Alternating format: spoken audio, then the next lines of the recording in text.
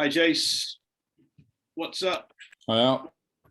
How you doing? Oh, cheers. Yeah, a bit early in the morning for me. Yeah, it's a bit late at night for me, but I don't care. How's your week been? All right? Yeah, just another week in the life of Alan Scanlon. So I've got the heater on this morning. That's the first time since early in the year. Yeah. Also got a hot cup of tea. It's getting colder here. Winter's here. A hot cup of tea. Yeah.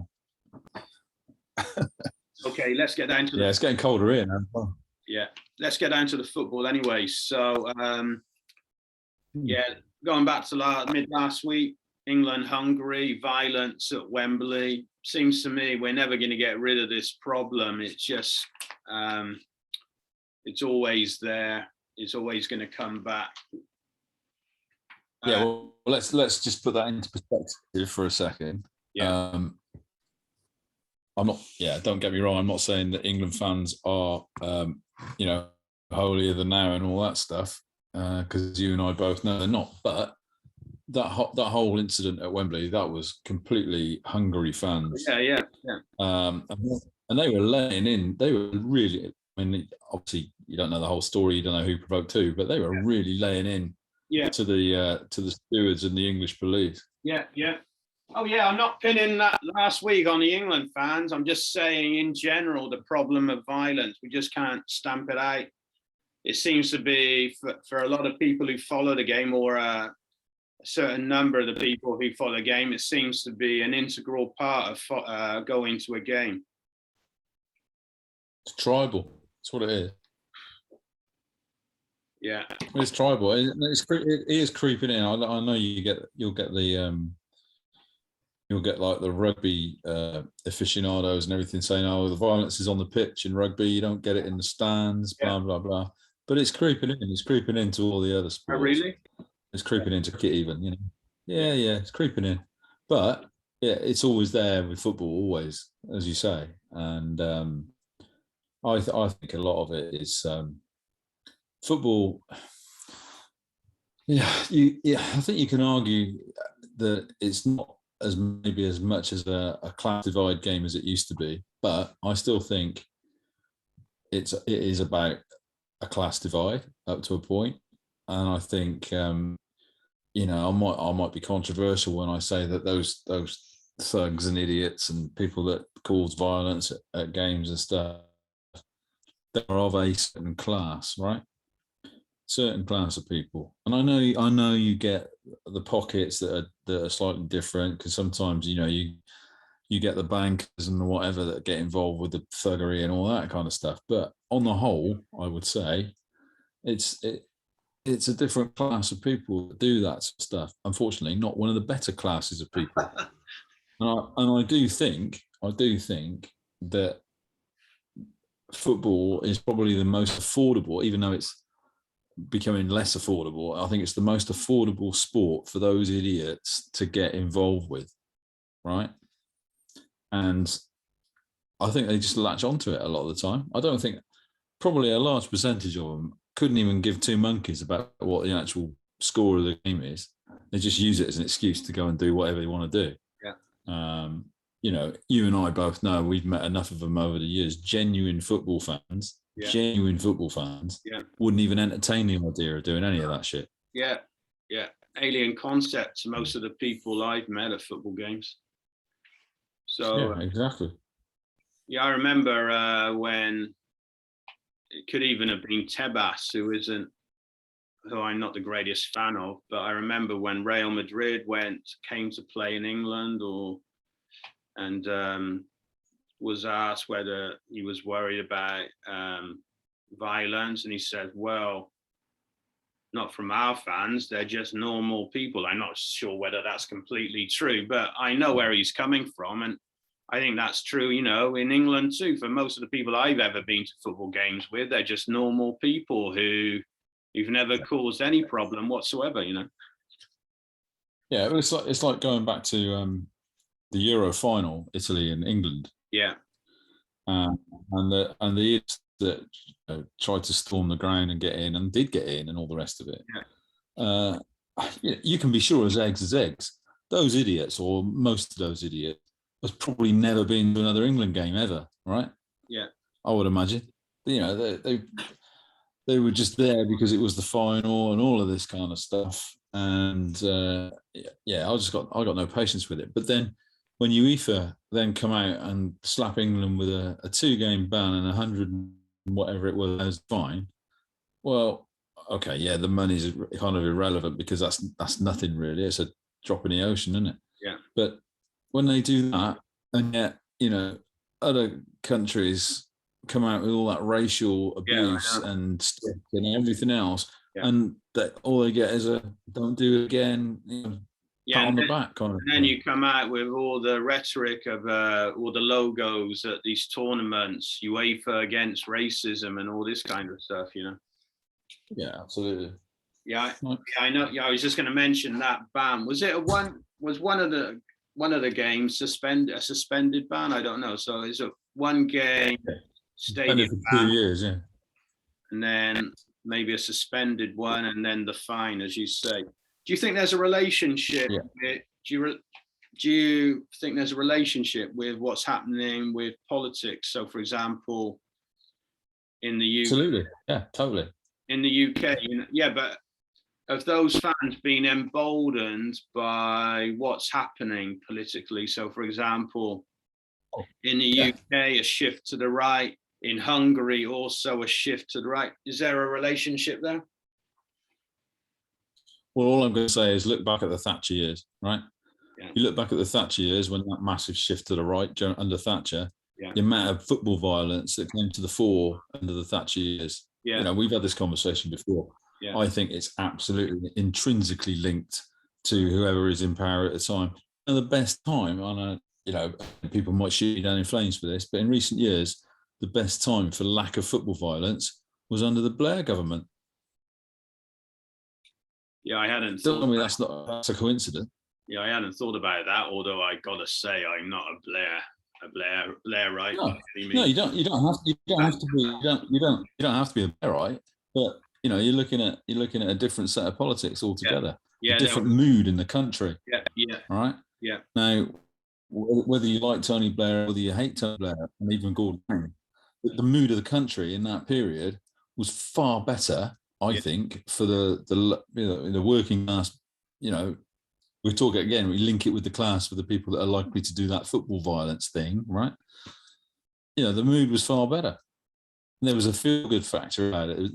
Euro '96, the whole feel-good thing, right? Yeah. Why wasn't that same feel-good in Euro 2020, right? Because of what's happening in the country. And it's all like this, get Britain back to Britain and all this rubbish. I hate it. I absolutely hate it. Yeah. It's all it does, and the right-wing media are exactly the same. All they do is they keep prodding that fire. They keep stoking that fire. Yeah. And just everybody thinks they can say what they think all the time. Yeah. And it just drives me mad. Yeah, I think with the media, you gotta. Okay, it doesn't apply to the BBC directly, but with the media, the privately owned media, you gotta consider as well who owns those publications. It's not a lot of people. It's just Murdoch, Barclay.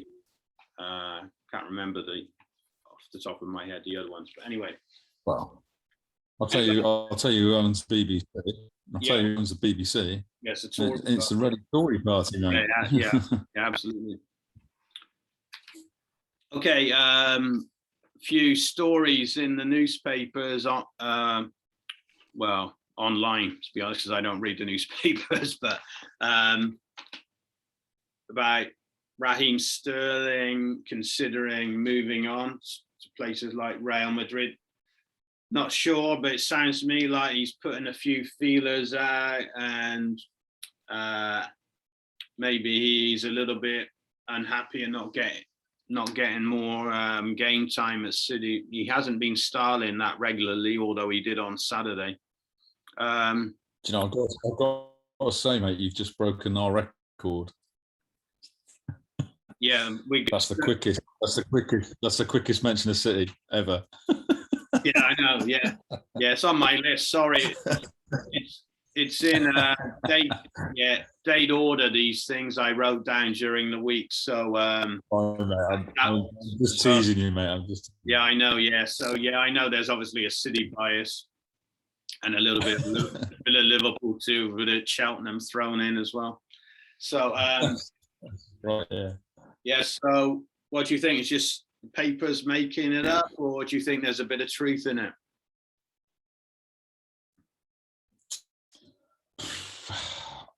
Well, there's that old saying, isn't there? There's no smoke without fire, as they say. Yeah. For me, he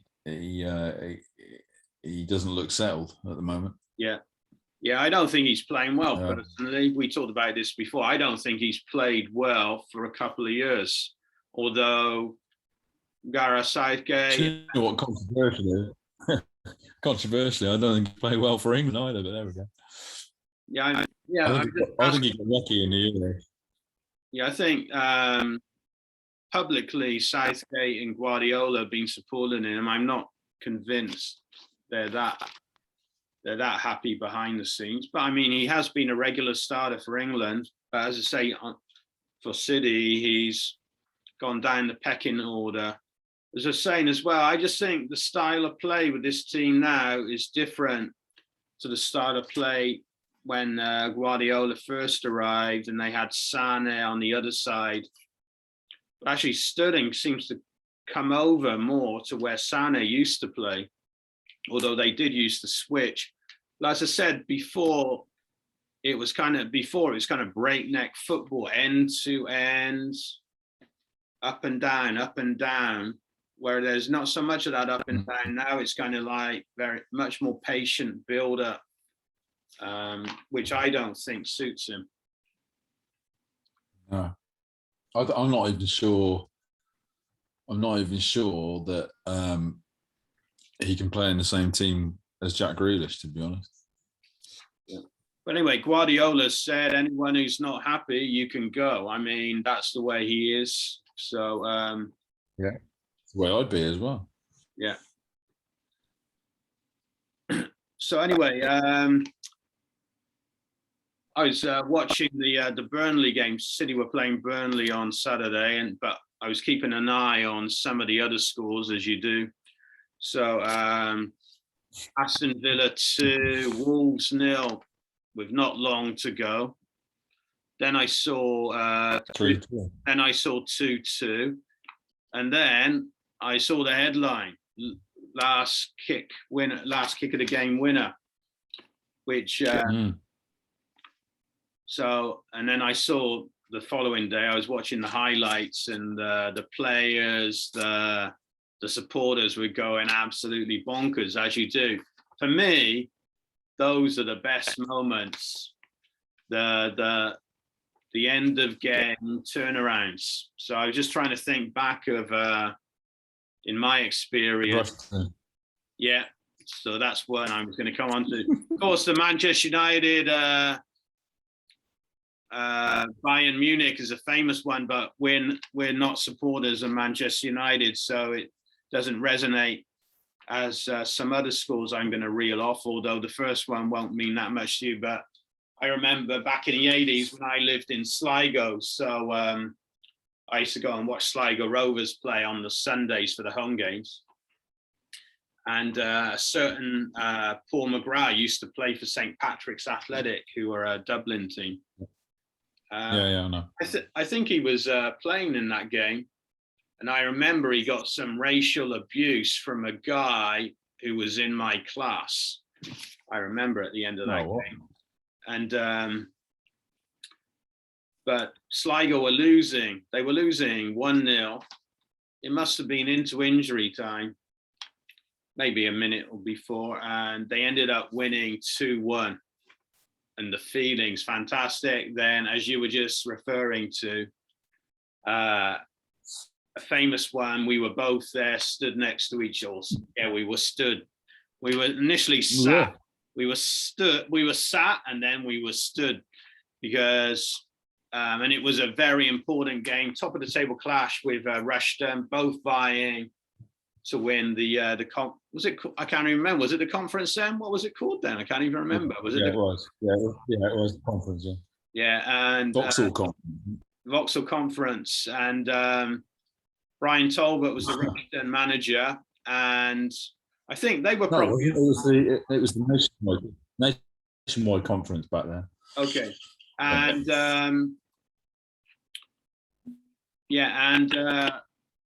were they a point or two ahead of us at that time? I can't remember. So maybe we needed the points more than they did, if I remember correctly, and they were winning from a early D'Souza goal.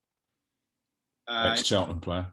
Yeah, in the first half, and it was the 89th, 90th minute, I can't remember, and then Russell Milton sent in a cross, I think it was, and the centre-back nodded in at the far post.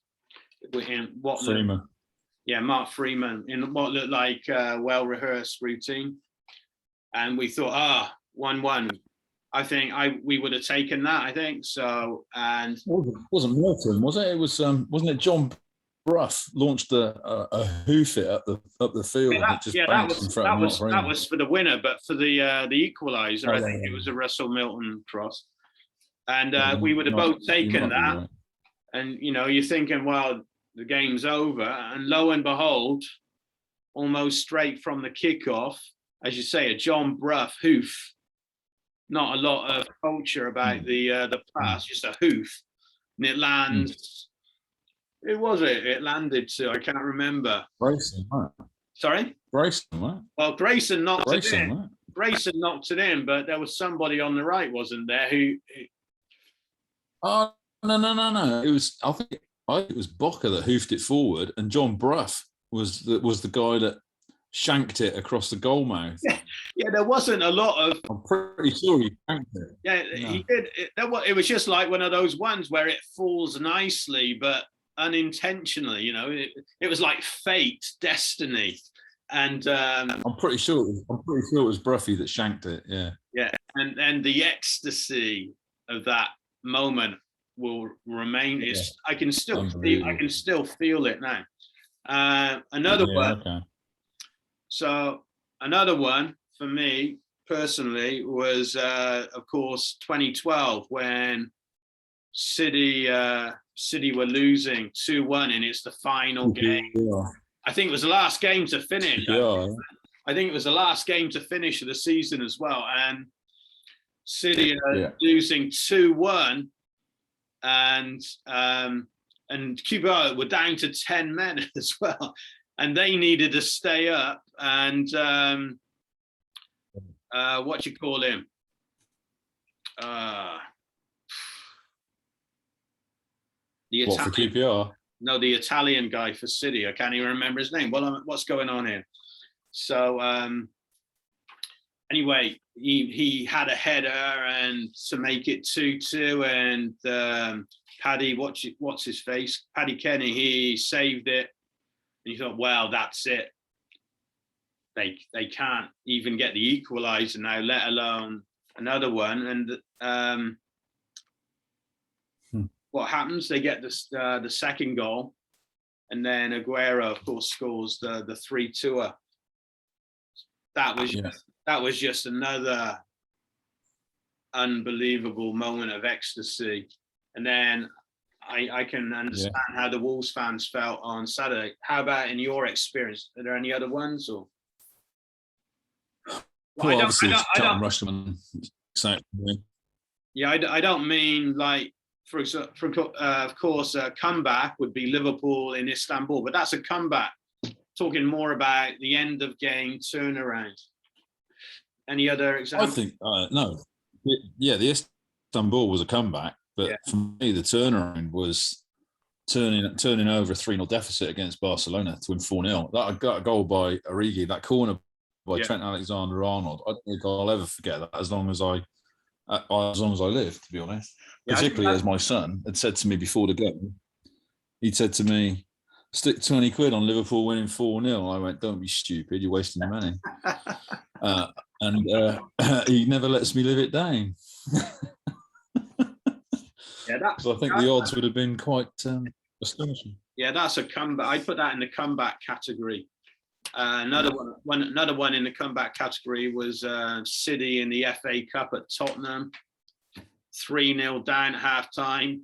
Joey Barton gets himself sent off in the tunnel on the way back to the dressing room, and then they go and get the 4 with the John Macken late header to win it in the second half. So what's the difference then between the comeback category and the last-minute ecstasy category? Because, I mean, the Origi goal was pretty much in the last couple of minutes against Barcelona. Yeah, I think the Origi one was the more 70th minute, wasn't it? Not 90th. No, I don't know. It was later than that, I'm sure. Was it? Yeah, but I think, I don't know. Of course, yeah. So what you're saying is that, are you saying sort of, it's got to be in the last minute or injury time kind of? No, a goal can be any. Because for me, I know. I'm just saying, yeah, of course, there's ecstasy with the comeback. I'm just saying everything crammed in with the equaliser and then the winning goal, everything crammed in just to such a short space of time. To me, that's the ultimate in exhilaration. Of course, there's exhilaration with a big comeback. I'm just saying. Right. Well, I'm going to say for me then, for exhilaration, was probably the famous Liverpool 4, Newcastle 3 game when Collymore got that winner. That was exhilarating, but on the same sort of level, even though it wasn't a comeback or anything. It was for me. It was just important. The David Beckham free kick against Greece.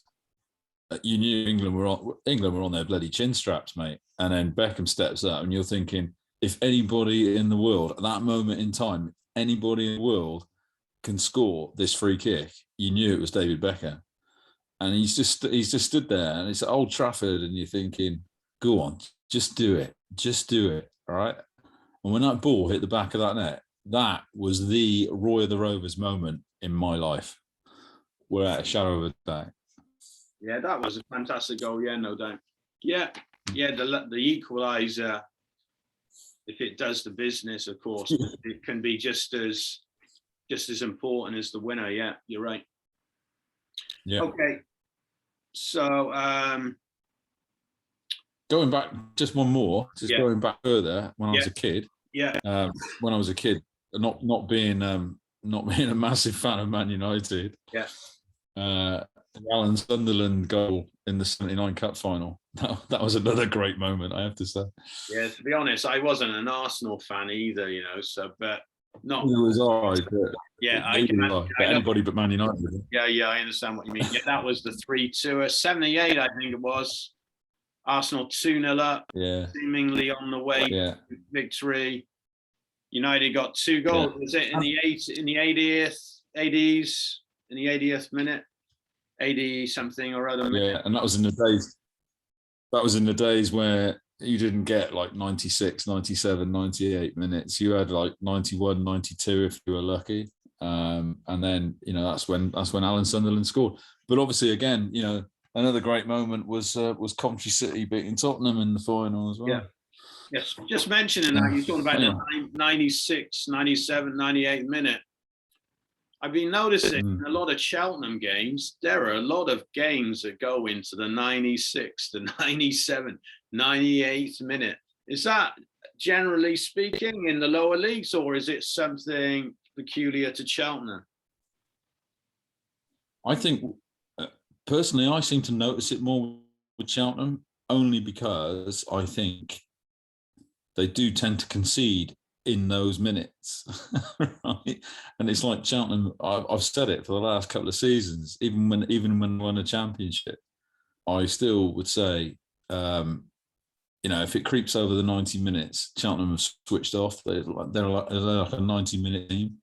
The amount of goals they concede in the 94th, 95th, 96th, and beyond minutes. Yeah. Talk about the nervous 90s. I get nervous every week. Yeah, I do. I get nervous. yes, the nervous 'Cause late.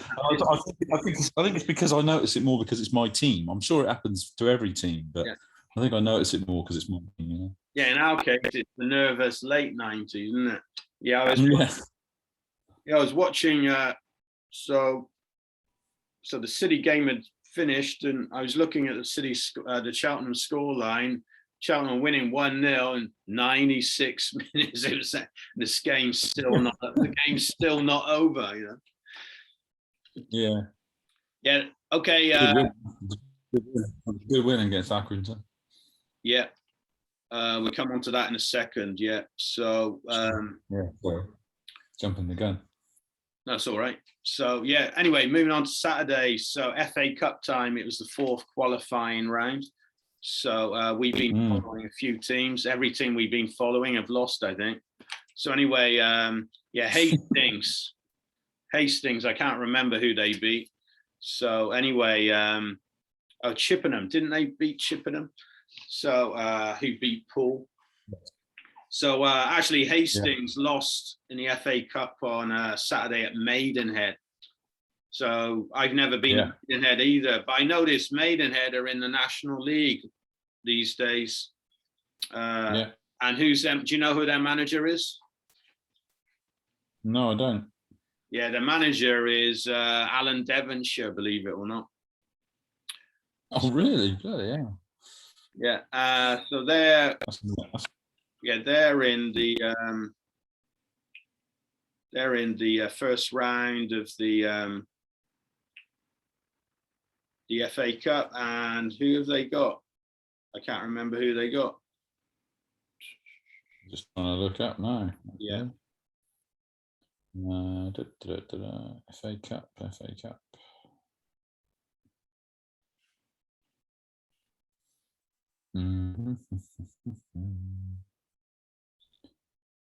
Oh, just whilst I'm looking that up, can I just say briefly, it's really painful following Miami Dolphins. Just when you think they can't get any worse, they get worse. Yeah, I noticed the Vikings have picked up. I think the Vikings lost the first few games, and then they're 3-3. Does that include the weekend's games? I'm not sure. Oh, it's dire. It's dire.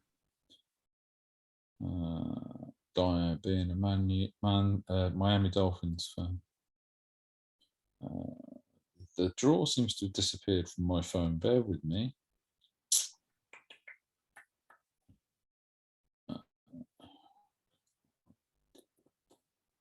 Should have had this up ready, shouldn't I? Yeah, I should have thought about it as well. I thought I'd written it down, but obviously I don't. How unprepared are we? Right, hang on. FA Cup draw. I know we've got. I'm going to talk about this. We're away to Gillingham. Yeah, I know this. Yeah, Steve. Steve Evans, isn't it? Is it Steve Evans? It is indeed. Yeah, we played them. We beat them before, didn't we? Yeah, like London bus. Yeah. Nightmare. Yeah, I know. So Wrexham are playing Marine tomorrow. And that'll be Ben Tozer, isn't it? Trying to get past Marine, last year's FA Cup heroes, as it were. So Maidenhead, Maidenhead United. They are away to either Pontefract Collieries. That's right. I did. I wrote that down. I saw that. I wrote it down. Where is it? Or Halifax Town. Yeah. You got to fancy Halifax to go through there, but yeah, I never even heard of Pontefract Collieries before. They must be from a lower. Yeah, there's a couple of teams in the first round draw that I've not come across. Pompey are at home to Harrow Borough. Yeah. That should be an easy walkover. Well, we've heard that. We've heard that before. Well, yeah, we have. As you say, Cheltenham, Gillingham. So that's a repeat of the League Cup game. Although, well, digressing slightly. So my local team is called. You will have never heard of them, right? They're called Baffin's Milton Rovers. Well, right? you're wrong. I've seen their name in the the FA verse? I've seen their name in the FA verse. Baffin's Milton Rovers. It's a little ground just up the road from me. In fact, Fratton Park is closer to me, but the next one along is Baffin's, because obviously I stood for Baffin's in the local election, right? Can I just say what a great name that is for a place? It is. It's a great name. I don't know why. What is there a special reason? I have no idea.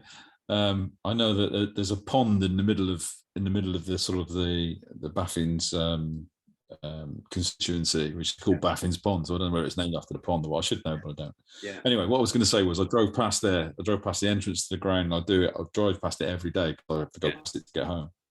And it said on the board outside, it said next fixture, Baffin's Milton Rovers against Brackley Town. We used to watch Cheltenham play Brackley all the time. Yeah, it's just unbelievable. I'm not sure. Cheltenham did Cheltenham play them that much? Did Paul Delaney play for them? Yeah, they did. Cheltenham signed Paul Delaney from Brackley after he scored a fantastic goal. He put a goal in the top corner. Yeah, that rings a bell with me. Yeah, I always get confused between Brackley and Bracknell. Isn't the weather centre? Yeah, no, Brackley. Yeah, Brackley I'm on about. Yeah, isn't the weather centre at Bracknell? Yeah, I think so. Anyway, this is a standout tie for me in the first round. Yeah. So Forest Green away to either Corinthian Casuals, great name, or St Albans City. Yeah. That's a great fixture. Pontefract Collieries, what a great name that is. Yeah. That's the thing. I remember Tom Hanks going on about the names of English football teams. Like, I think because we see them week in, week out, we don't doesn't mean that much to us, but they are great names when you think about it. Aston Villa, Crystal Palace, Tottenham Hotspur, what fantastic names. Folkestone Invicta. Yeah. So going on to Brackley. So if Brackley beat Guiseley in the FA Cup, they'll be against AFC Wimbledon. I remember Cheltenham played Guiseley a long time ago. I can't remember. Was it the trophy, the FA Cup? Can't remember. Cheltenham played them a long time back. Havant and Waterlooville is another local team to me. Yeah. They've got Harry Johnson, Torquay United. And if they win that, they'll be away at Charlton Athletic. So that'll be a good game. Yeah, I noticed Charlton are struggling at the bottom of League One. So another game to look out for is Lincoln City at home to Bowers and Pitsea. Who the hell are they? Never heard of them. And another team, the last tie in the round, Marske United. Have you heard of them? No. Marske. No. Marske United. I think that's a great name. Brilliant. Yeah, just getting back to Maidenhead, they play at York Road. They've played there since 1871. Apparently, that's the longest sequence of any longest continuous sequence. Yeah, playing. What, at the same ground? Yeah, at the same ground. Yeah, amazing. It used to be Northwich Victoria, didn't it? Oh, really? But they don't play at the dual field anymore, I don't think. Okay. Yeah. So as we were saying, good win for Cheltenham after some a little sequence of defeats there. So I'll take 1-0. You know what the difference was? Yeah, I'll take. Me too. Yeah, I'll take 1-0 every day until the end of the season. To be honest. So. Do you know what the difference was? I think. I don't know. Boyle. Yeah, I thought Was he involved? I noticed in the highlights he was involved from a long throw in. I don't think it was involved with it, but anyway, so that was a good win. So hopefully Cheltenham can get back on the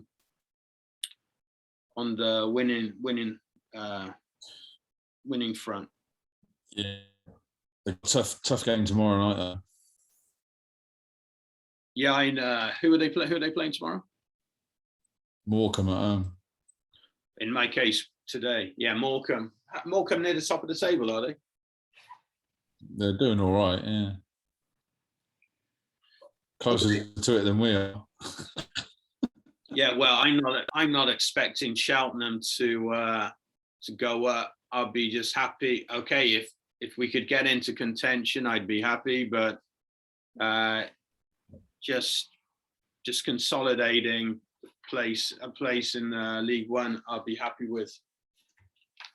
Yeah, me too.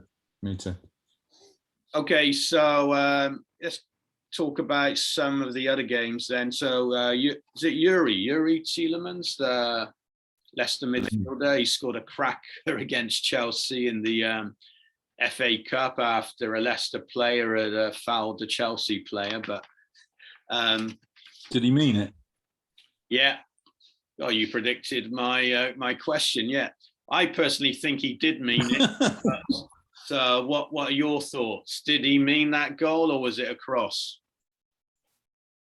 When I first saw it in real time, my first instinct was, "There's no way he meant that. He's flicked that. I thought he's flicked that in. Right? He's looking for Vardy at the far stick without even looking up."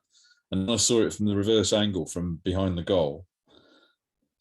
He has a little sneaky fraction of a second look up before he hits it. So you got to say he meant it. I think he meant it. Do you know what? And if he did, that's exceptional. You know what goal it reminded me of? It was a similar position, but he was further out, and he presented a supporter with some souvenir. I can't remember what it was for, goal of the month or player of the month or something. And the supporter turns around and says, "You didn't mean that." He was actually an Irish guy, an Irish City supporter. "You didn't mean that." And Yaya Toure just took it. I would have been a bit insulted because it reminded me of that Yaya Toure goal against Sunderland in the League Cup final. He was miles out and he was more in field, so he wasn't on such an angle.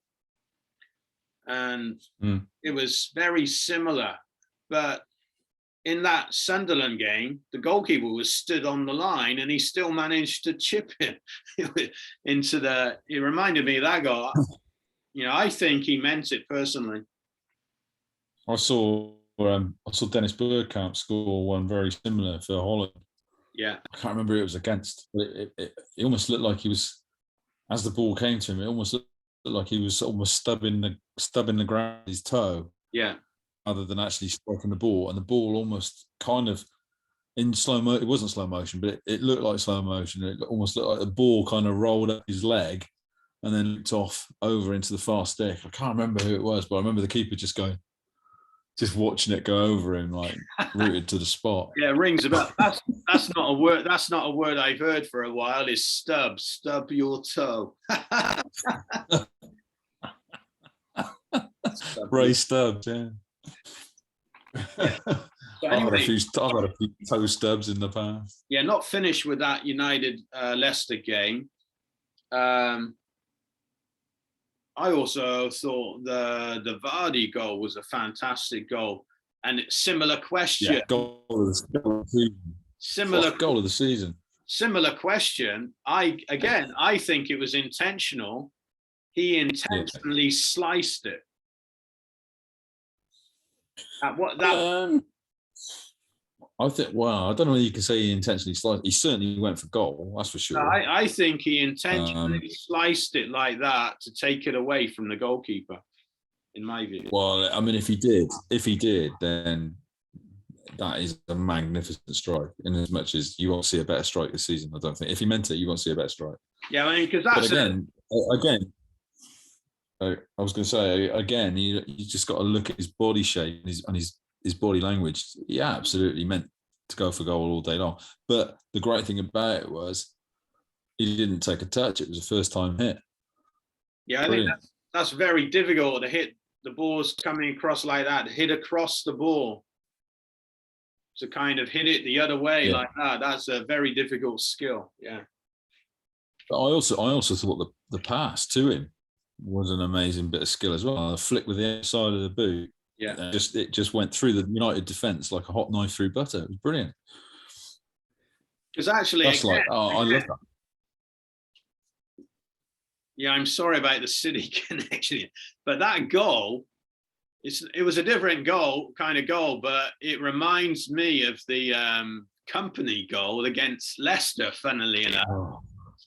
To win the title, where he got a lot of slice. But I think in the Company case, it wasn't intentional slice, but the slice on it worked perfectly. If you could have designed a goal to go in the back of the net, because if he'd have hit it straight as a die, maybe Schmeichel might have got something on it. Well, actually, the slice on it just made it impossible. If he tried to slice it, he couldn't have done it. The one goal, I hate talking about. Jesus. Anyway, moving on from the Rudyard Kipling slice book.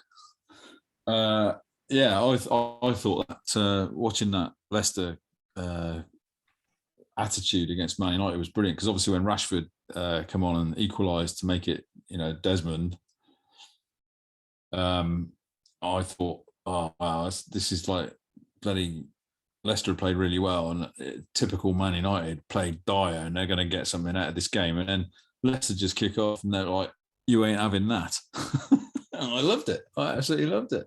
Yeah, I thought United were woeful, actually, to be honest. I only scored twice, but woeful. Yeah, I don't think they've been that. They won a few games, but I don't think in those games that they won, they've been that impressive. I thought Ronaldo was invisible, actually, to be honest. Yeah, when you see Ronaldo in games like that, you got to think, if he had been going to City, where the City have avoided dodged a bullet there. Yeah, maybe. I think actually that game was. Maybe. I think that game was bigger for Leicester than United, though, because Leicester United have had a decent start, whereas for them, in relation to how they've been doing in recent years, Leicester had got off to a slow start. Yeah, I think you're right. It was a bigger game for them. Okay. Also, so we got some football in midweek. We got domestic stuff. We got European stuff. So Liverpool have got a difficult-looking game at Athletico today, but maybe after the wins at Porto and at home to Milan, I'm not saying it's going to happen, but maybe even if Liverpool lost this game against Athletico, which I'm not saying they're going to, there's really maybe not so much pressure on this game for Liverpool. I'm gonna predict that Klopp will play the kids against Athletico because of what you just said, and also the fact that their following game is away at Man United. Yeah, I think you could be. I think you could be right. I wouldn't be surprised to see Liverpool get something at Athletico. To be honest, they seem to be in a good even with the kids. Well, yeah, I think I still could see them getting something out of that Athletico game. Also, as you say, they've got United coming out. I think, like you're suggesting, Klopp will be wanting to get those points against Man United than more than against Athletico. I think so. And talking about Liverpool, Man United aren't playing great. Liverpool are playing fantastic at the moment. It's going to be a Man United win, don't you? I'm not. What's going to happen? Yeah, I'm not convinced. I wouldn't be surprised to see Liverpool beat United, and then the pressure to really pile on to Solskjaer. Well, maybe. Yeah, I'd be happy with anything at Old Trafford, to be honest, other than a defeat. Anything, I would take it. I would absolutely take it. yeah, Man City. Particularly as also Man United are going to want to bounce back after that humiliation as well. So United I'd be more than happy. United have got a difficult string of fixtures coming up. They got Liverpool. I think in the next 6 games they're playing 5 of the so-called Big 6. But whilst you've had your Man City moment, I'm going to have a little Liverpool moment now, because I did say last week, didn't I, that I thought Liverpool would royally turn over Watford, and I turned out to be right. You did. Mo Salah in that game. I mean, I've never really shouted him from the rooftops, to be honest. I mean, he's a great player, but I've never really bought into all that hype about Mo Salah. But on Saturday, he was an absolute different class. He was doing stuff I've not seen a single individual do for the whole of the 90 minutes for a very long time. He absolutely was, well, he was breathtaking. And his goal, the technique in that goal, dear. Yeah, I think he's hitting form. I think he's absolutely hit form, possibly his best form for Liverpool. It's a bit just at the right time. Yeah, his career path's a little bit of a strange one, isn't it? So I'm not sure where did Chelsea sign him from in his younger days?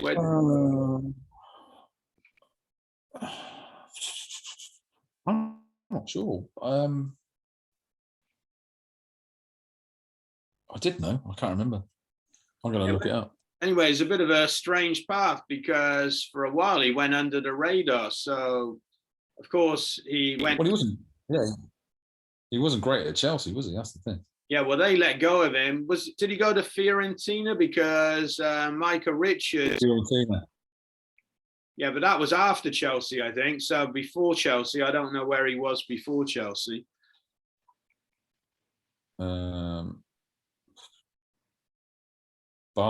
FC Basel. Yeah, I was just going to say a Central European team. So, but Micah Richards was shouting about him from the rooftops when he was at Fiorentina, because Micah Richards, if you remember, he went to Italy after Villa, and he was lauding him there.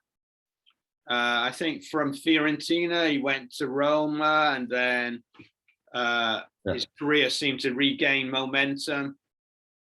And the owners of Roma, they had a relation. They have ties. I think they've left Roma now. I'm not sure, but they had ties with the Liverpool owners. But anyway,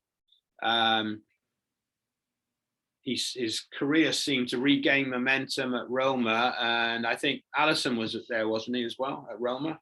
And then and then obviously Klopp saw something about what he was doing at Roma, and then he hasn't looked back since. So yeah, he's been phenomenal. Do you think? Sure. I think he's the best player in the world at the moment. Yeah, I've heard other people say that. Do you think that's down to Salah alone, or do you think Klopp has had an input into that as well? Yeah, I'm sure he has. Yeah, I don't think it's just down to Mo Salah. I think a lot has to do with his relationship with Sané as well. When Sané goes off the boil, Salah seems to go off the boil as well. Isn't it Mane? Mane? Is it Mane? That's all I meant. Mane, yeah. Yeah, Sané, ex-City winger. Yeah. Too many Stellas, mate. Yeah, Mane. Right. When Mane goes off the boil, Salah goes off the boil as well. Yeah. Also, Firmino getting a hat trick. What was that all about? Yeah, I was. You were writing him off. Was it last week? But Klopp obviously still thinks he's got something. But what was that Still about? So Firmino wasn't in the Brazilian squad. Is that right? So that was why he was able to play. But I think Fabinho, have they got another? Who's the other? They got another Brazilian. Is it Fabinho and someone else? Alisson, yeah. So Alisson. And also City have Ederson and Jesus, whatever. So yeah, he's all right on crosses, isn't he?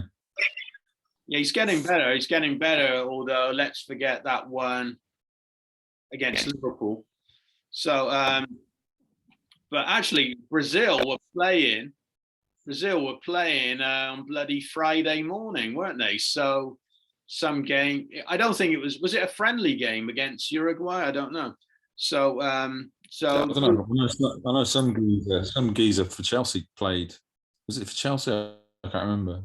I can't remember who it was now, but I skimmed Reddit where some Brazilian played straight after playing for Brazil. Don't know who that was. Was it Thiago Silva? Wasn't Thiago Silva? No, it was not somebody that was so famous. Emerson, not Emerson, was it? No, I can't remember who it was. But anyway, it doesn't really matter. But I'm just saying, to actually do that, to play, the other side of the world and then come over here and play the Premiership the following day. Bloody hell. I'm just wondering whether that game was a payoff for what happened a month or so ago. Do you remember when the Premier League clubs refused to release them? So I'm just wondering whether that game was kind of part of a compromise that they reached. Maybe. Oh, excuse me. Yeah, and didn't Argentina have a dodgy late comeback against Peru or something? So anyway, another game to keep an eye on in the Champions League is Sheriff. Do you remember them? They're playing at Inter Milan. They're playing Inter Sheriff Milan. of Nottingham. So I think they've got 6 points. They beat Shakhtar Donetsk, and then of course they beat Real Madrid. So they're away into Milan. Tough group. Yeah. Domestically, you were talking about Cheltenham are at Morecombe. So so there are a lot of midweek fixtures. I don't know who they've got. I don't know who they've got on Saturday. They're away at Doncaster, which I was going to refer to. So didn't Alfie May play for Doncaster? Yeah. Well, actually, Doncaster are at the foot of League One, so they seem to be struggling. Well, so this is the thing. I think it's why tomorrow's game is a bit massive for Cheltenham. If they can pick up 3 points against Morecambe and then get something at Doncaster, that would do them the power of good. But I still think we're really missing Callum Wright, to be honest. Yeah, so I don't know what's going on at Doncaster because they got a nice stadium, haven't they? I thought they had a bit of financial backing. I'm just wondering whether some of that backing has disappeared. I don't know. Well, yeah. I mean, again, we've touched on this before. Money doesn't guarantee success, does it? No. Well, I think we're seeing, that's something that's thrown at City for the last 13 years. Of course, it has been the difference maker, but it's not just money. You still got to use the money well. So we're seeing at Man United,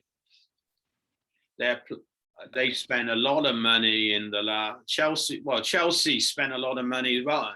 Well, it did reap dividends, but Man United, they just, there doesn't seem to be any strategy about their spending. It just seems to let's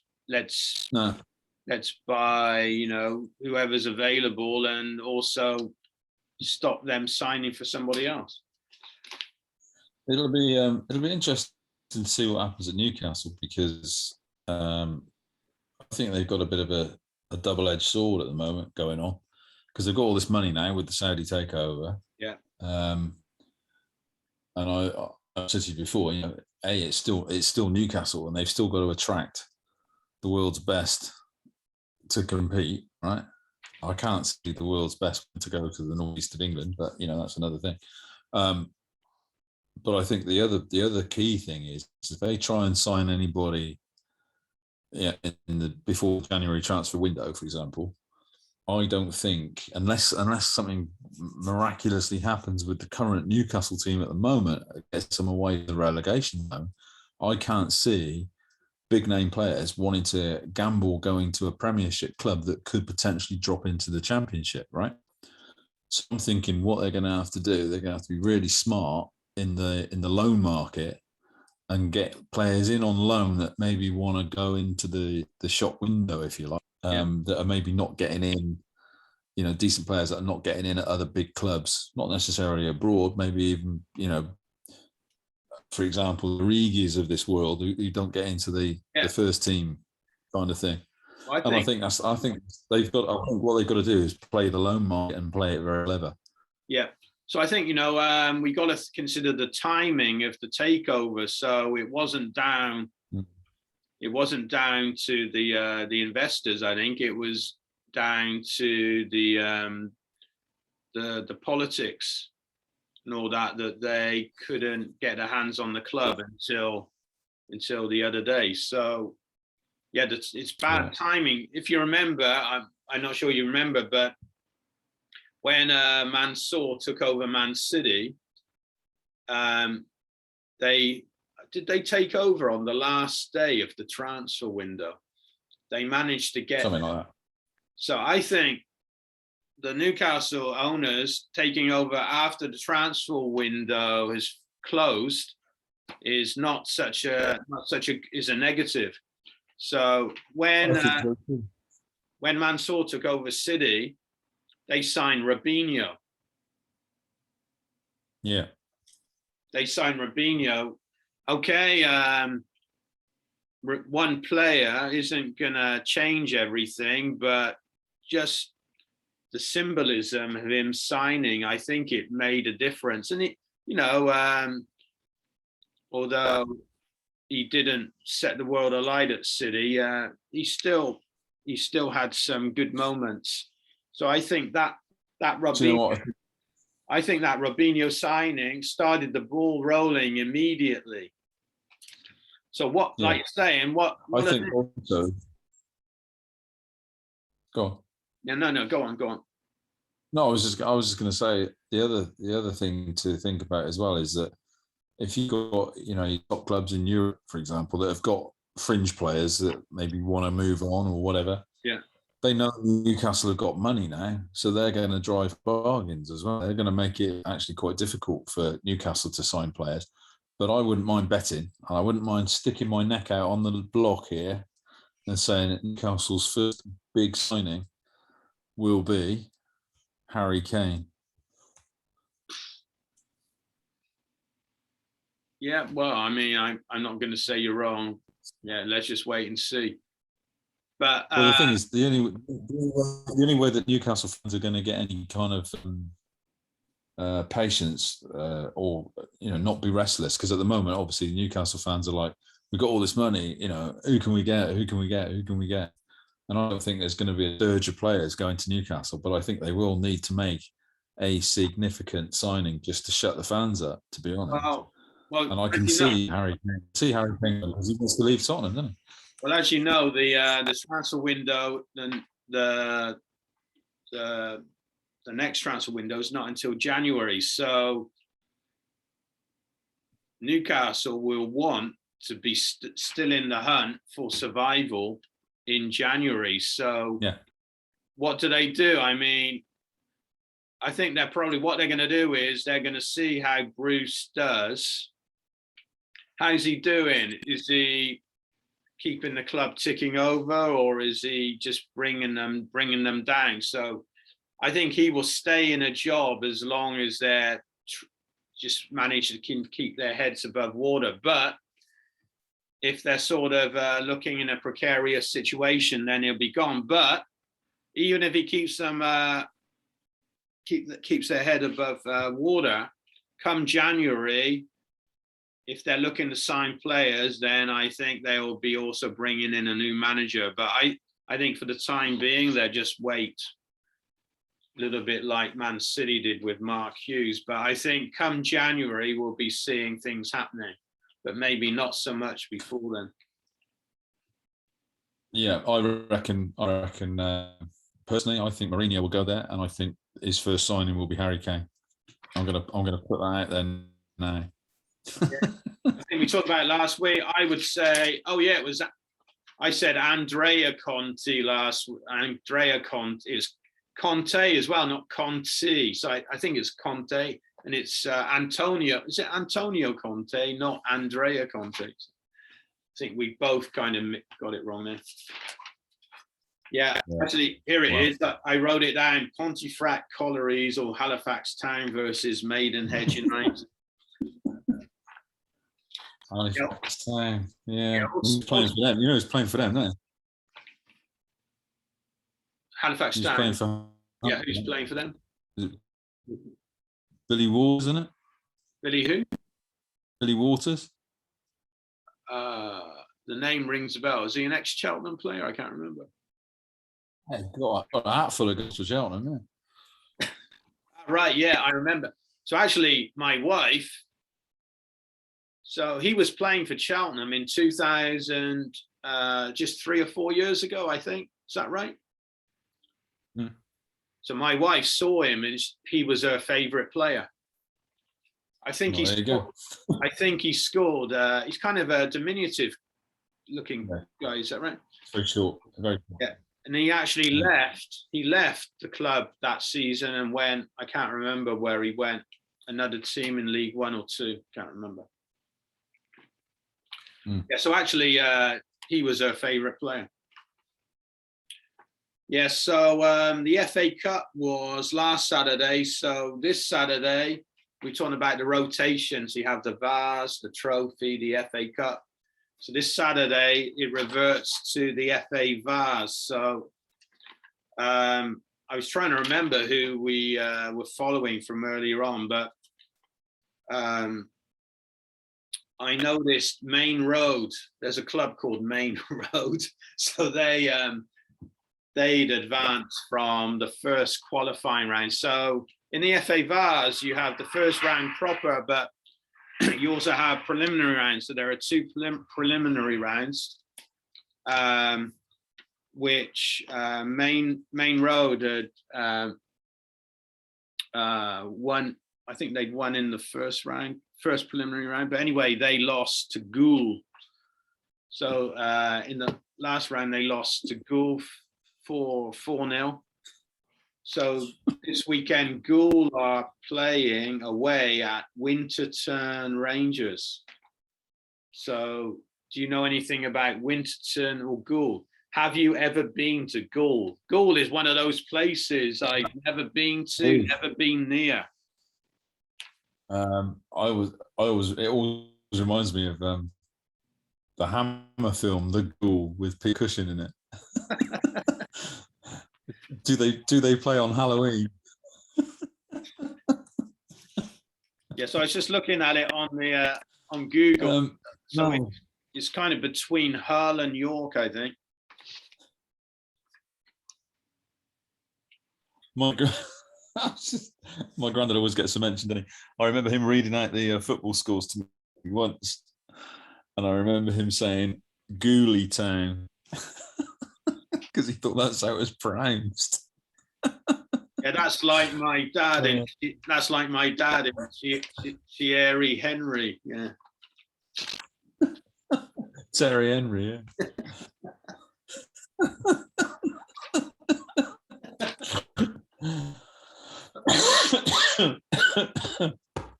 Oh dear. My granddad used to have a problem bouncing Engelbert Humperdinck. He really could not say that at all. I mean, not that it would ever crop up in conversation that often, but he used to get proper tongue-tied with that name, and then he used to get in such a state because you try and tell him how to pronounce it, and you do it slowly. You go Engel, and he'd go Engel, and you go Bert, he'd go Bert, and then you'd say Hump, and he'd say Hump, and then you'd say and he'd say and then you'd say Dink, he'd say Dick, and he'd say, right, put it all together, Grandad, and he goes Engelbert Honkerdink, Honkerdonk, or whatever. He's just saying something completely wrong. That sounds like some of my lessons. So actually, funnily enough, I was talking about Engelbert Humperdinck the other week with some guy I was working with. But actually, his name, I'm trying to think of his name. His name was very simple. It was just his real name was, what was his real name? Jerry Dorsey or something like that. Oh, yeah, that's right. It was something like that. And he was actually from Leicester. Yeah. I think he might have been of Pakistani descent, I think. I'm not sure. He's a Leicester fan, isn't he? Oh, really? Yeah. Yeah, because they had a feature on him at the FA Cup final. Please release me, wasn't it? A song that I always used to play at weddings when I was a DJ, and get some scowling looks from the mothers.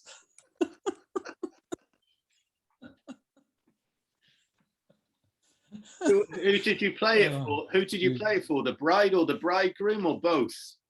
The groom, yeah, usually for the groom. I used to give it a little mention. This one's for the groom.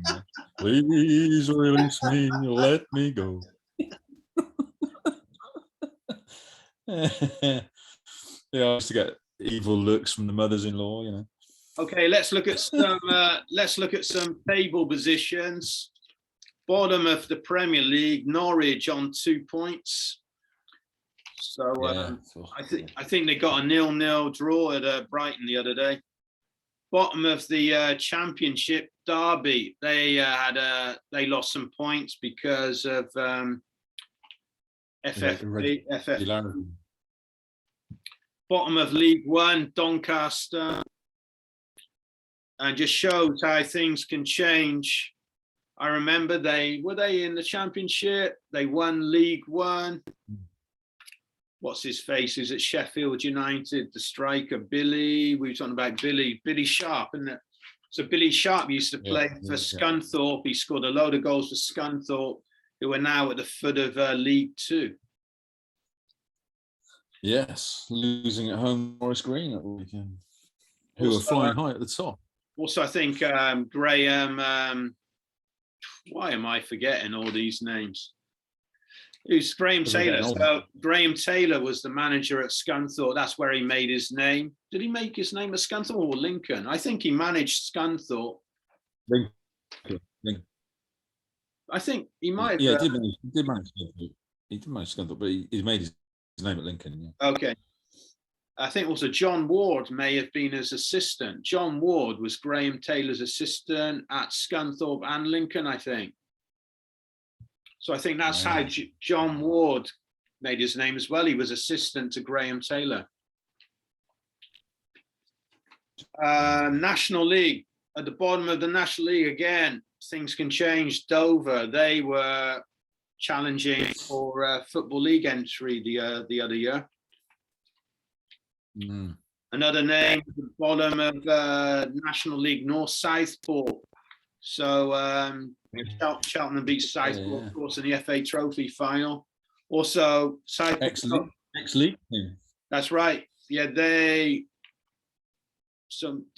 Wimbledon replace Southport? I can't remember. So, of course, they were a Football League club who benefited from the old re-election rule. And then the bottom of National League South is Hemel Hempstead. I'm not sure. I don't remember Cheltenham having ever played Hemel Hempstead. Oh, they must have done.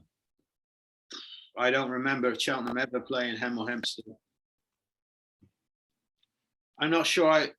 The only time I've ever been to Hemel Hempstead, I think, could have been on a train journey. I'm not sure from where and where to. I have a recollection in my head of the train stopping in Hemel Hempstead. And also foreign league, I picked out because it's the Argentine Primera Division after 16 games. The bottom of the Primera Division is Central Cordoba. And in brackets, it says Santiago del Estero. I think del Estero means abroad. So Santiago, is it cathedral? I'm not sure. Okay. Yeah. Okay, so we're getting near to the end. The cast, Jase. Patrick Vieira, good draw at Palace. As we were saying, serves you right. If you're going to go all negative and change the way you've been playing, that got you to be leading in the first place, why would you want to change that? Serves you right, in my opinion. It does. Yeah, absolutely does. Yeah. Also, Kevin De Bruyne is saying, sorry, it's a City theme again, that not winning the Champions League doesn't define your legacy because somebody from outside the club with an agenda says it does. The people within the club will define what the legacy is. What do you think about that? That's true, or do both have an input into the legacy? I think you can argue either way. To be honest, I think a lot depends on individuals. A lot depends on the club. I think you've got examples for both. I think. Yeah, I think. Just going back to our previous conversation, it was Wigan that replaced Southport in 1978. Okay. Yeah, I'd forgotten. Wigan and Wimbledon was close together, wasn't it? Yeah. Yeah, I don't know. I think there's examples for both. I think, really. Yeah, I think actually the legacy can be defined from outside as well. But some of the people who are saying what the legacy is from outside, some of them have an agenda. Not all of them, but some of them have an agenda. So I think should be ignored. Another thing I noted in Holland, Nijmegen and Arnhem, two names with Second World War connections. They were playing in the Dutch league, Eredivisie. I'm not sure how you pronounce it. Arnhem won at Nijmegen 1-0, but at the end of the game, all the away supporters were jumping up and down, and the bloody the stadium buckled or collapsed. The BBC said it buckled, but when I saw the picture, it did. When I saw the picture, it looked like it collapsed. Part of the standard collapse. Yep. So I'm surprised it doesn't matter more, to be honest.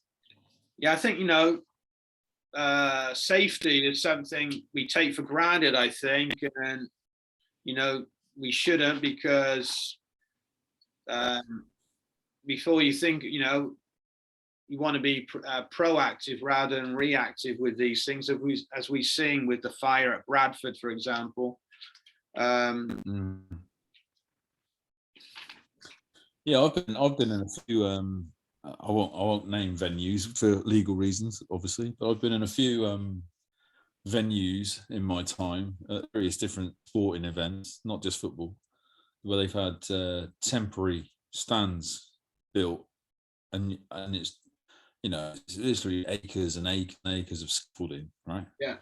And then you stand back and you look at it, and it's absolutely chocker full of people. And then you cast your eye on, and there's some geezer there, and he's about 24 stone if he's an ounce, right? Yeah. And you're thinking, God, all of these people on here. You think that's a lot of weight. Yeah, that's a lot of weight on something that's been knocked up in 24 hours, Yeah. And you think it only takes one guy not to tighten a few nuts up. Yeah. And away it goes, But anyway, it was was it the Bradford one? I think some people said, is it the Bradford one that some people said was very suspicious? Oh, well, insurance-wise, you mean? Yeah, and how it started.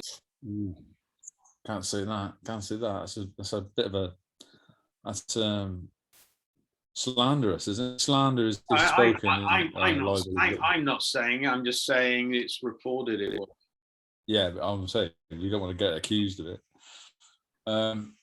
Yeah, there was lots of doubts over that.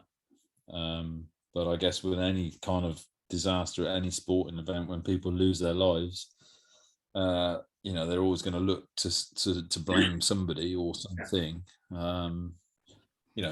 Even going back to the sort of like the Ibrox disaster and all the rest of it, there's always somebody that's going to be accountable for it, or got to be accountable for it. Well, look at Hills. I mean, that's gone on for 30 odd years, isn't it? Yeah. Okay, and then just to finish, Jase, unless there's something else you wanted to say. So, midfielders. So, in your all-time 11. So last week you chose Johan Cruyff to be on the left side of your midfield. I chose Maradona. So let's just recap the teams again, if I can remember correctly. So you had Ray Clements in goal, Daniel Passarella as your right back, Alan Hansen as your left-sided. What? I'm sure he would be a great right back. I think he's a good pick. No, I think he's a good pick. Well, I was looking the other day because I've got commissioned to do a River Plate team, right? And Passarella did play right back. Really well. Good pick. Yeah. So Alan Hansen, left-sided right centre back. You had Ruud Krol, I think, is the right-sided centre back. Even though I'm not sure but I'm not sure whether they were left or right-footed. And then at left back, you had Roberto Carlos, and as I said, Johan Cruyff as left-sided midfield. I'll go back over mine. So in goal, I had Neville Southall.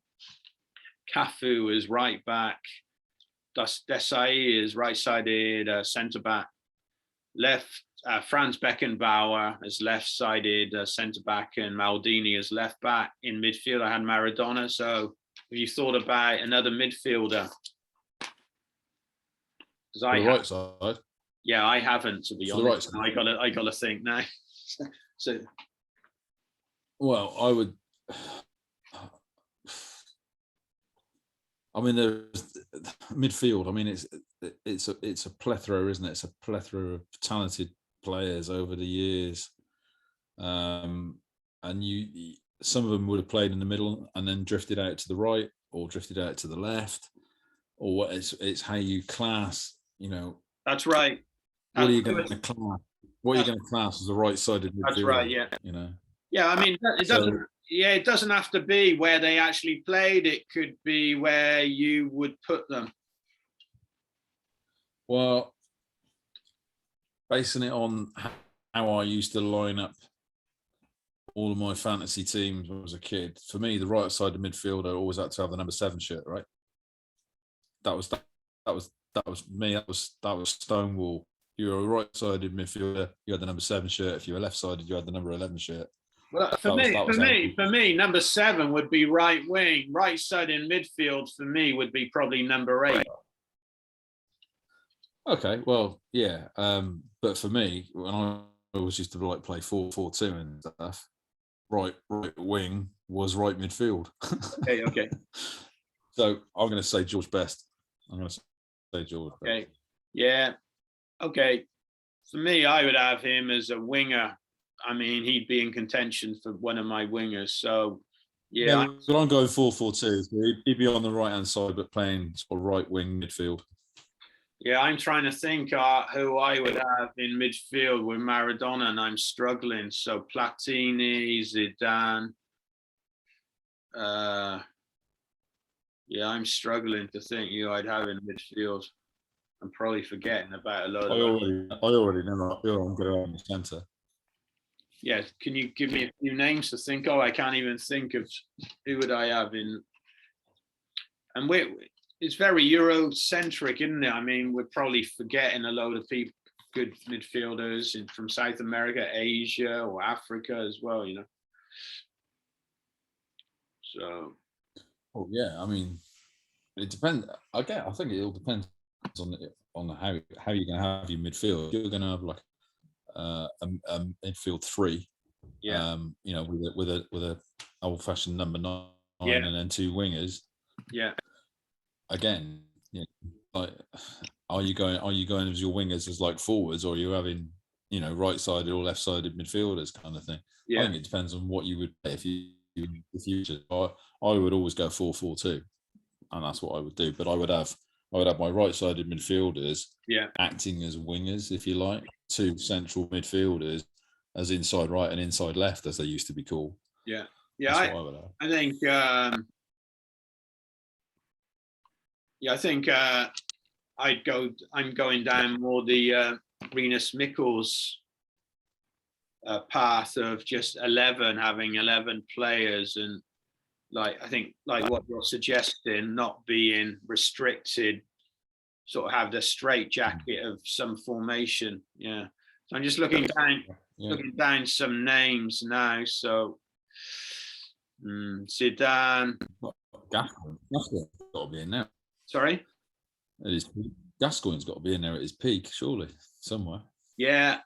Well, the problem with Gascoigne is he got injured early, or he injured himself early in his career. So at his best, I personally think he's the best England player I've ever seen. So yeah, I would agree with it.